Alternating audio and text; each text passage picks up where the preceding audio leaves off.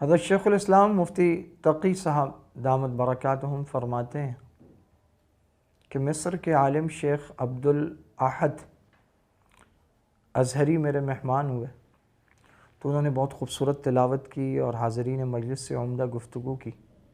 تو بات ہوتے ہوتے یہاں تک پہنچی کہ لوگوں نے کہا کہ یوں کہا جاتا ہے کہ قرآن کریم اترا عرب میں ہے اور پڑھا مصر میں گیا ہے اور سمجھا اسے ہندیوں نے ہے.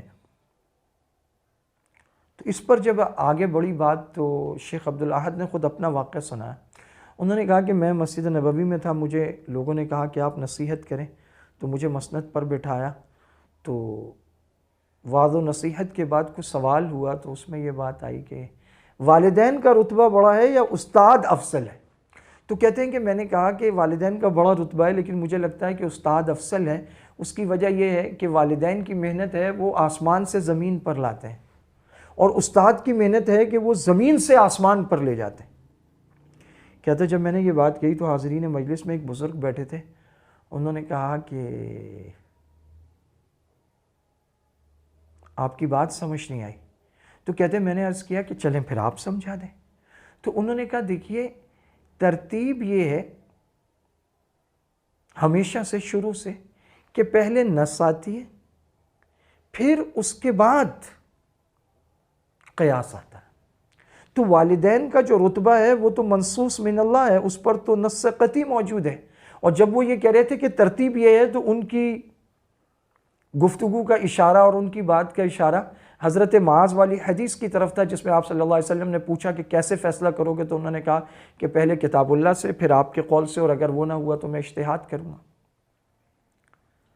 تو شیخ عبدالاحد مصری کہتے ہیں کہ میرے ایک دم دل میں آیا کہ بات تو ان کی ٹھیک ہے، مجھ سے اتنی بڑی چوک ہو گئی اور میں نے اپنے قیاس کو پیش کر دیا. تو ان بزرگ نے بھی یہی کہا کہ آپ نے تو شروع ہی قیاس سے کیا ہے جبکہ وہاں پر تو نص قطعی موجود ہے کہ والدین کا رتبہ بڑا ہے.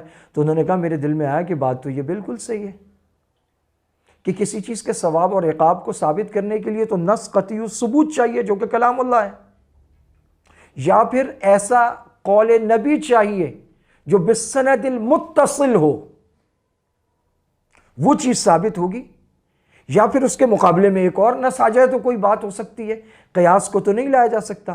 تو میں نے کہا کہ آپ کی بات بالکل درست ہے، کچھ اور فرمائیں. تو انہوں نے کہا دیکھیے کہ ابو لہب کی لونڈی سویبہ جس نے آپ کو ایک دن غالباً دودھ پلایا ہے، تو جب وہ تشریف لائی ہیں تو آپ صلی اللہ علیہ وسلم نے اپنی دستار یا اپنی چادر ان کے لیے بچھا دی ہے. تو جس نے ایک دن دودھ پلایا ہے اس کا اتنا اکرام کیا ہے، تو جو والدین ہیں ان کے رتبے کی تو کیا بات ہے. جبکہ اس کے مقابلے میں حضرت جبرائیل جو من وجہن استاد بنتے ہیں کیونکہ اللہ تعالیٰ سے وہی لا کر دیتے ہیں، ان کے ادب کے لیے ایسی کوئی چیز ثابت نہیں ہے. تو کہنے لگے کہ میں نے کہا بات آپ کی بالکل درست ہے، میری تصحیح ہوئی. تو کہتے ہیں وہ اٹھ کر چل دیے. تو میرے دل میں آیا کہ کوئی فقیہ ہوں گے. تو لوگوں نے بتایا کہ یہ دارالعلوم دیوبند کے استاد حضرت مولانا سعید احمد پالن پوری ہیں. اللہ تعالیٰ ان کی قبر پر کروڑہ رحمت نازل فرمائے. اب ان کا انتقال ہو گیا. ہمارے بڑے بہت بڑے تھے.